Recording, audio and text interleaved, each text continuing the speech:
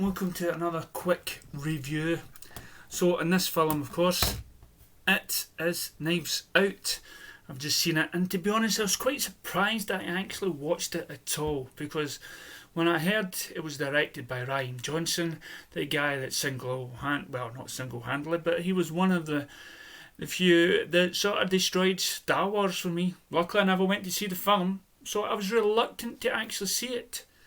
But see it, I did.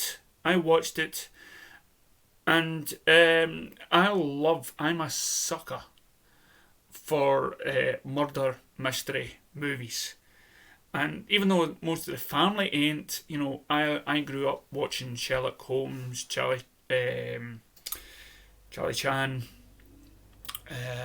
and Miss Marples and Sherlock and Columbo.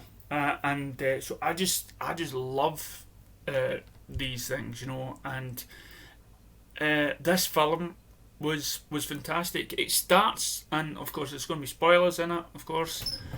I'll try not to give away too much of the ending though. We still have to see it, so just be warned, it may have potential spoilers. The film starts off with the discovery of the dead body.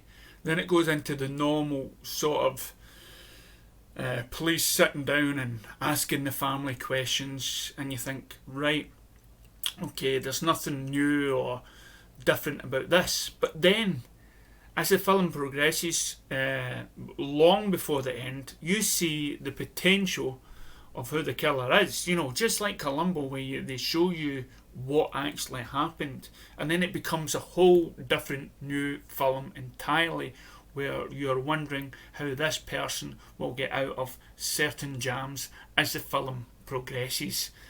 But there's always that hint in the air that all is nothing, nothing, there's got to be something else to it. It's not all that it appears to be. The acting, of course, in it was sublime. It was brilliant seeing Daniel Craig in it and putting on the accent. And it's always a joy to see the Halloween victor herself, Curtis. She was fantastic in it. And the man from Miami Vice, Don Johnson. The script and the ending was well explained. And it all sits, and I've said this a million times, a film can take place in one room. 12 Angry Men, phone booth and whatnot. This film, I would say, only takes part in a couple of areas, but the main place where it takes part in is the sort of study with all the knives in the background and the questions and stuff. And as you get to the end, I must admit there were times when it was getting revealed to me that I said to myself, I thought about that, and that sort of, why did I not keep my thoughts on that? And that's what makes a great mystery, is when you can actually be allowed. I mean, the one thing that I think something like Murder, She Wrote let down is the clues was bizarre. There was no way for the viewer to work out who did it. But in this, there is a potential that you could solve the crime.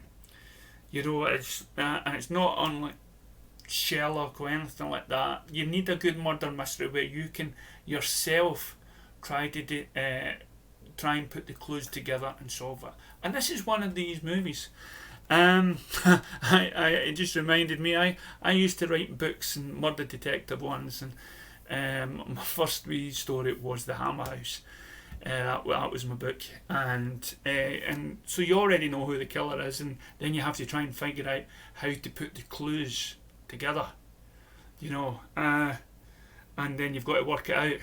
And now I'm reminded of Games of Thrones, where the author said, that once you establish who the murderer is, you have to stay in that path, even if you believe the audience has worked it out.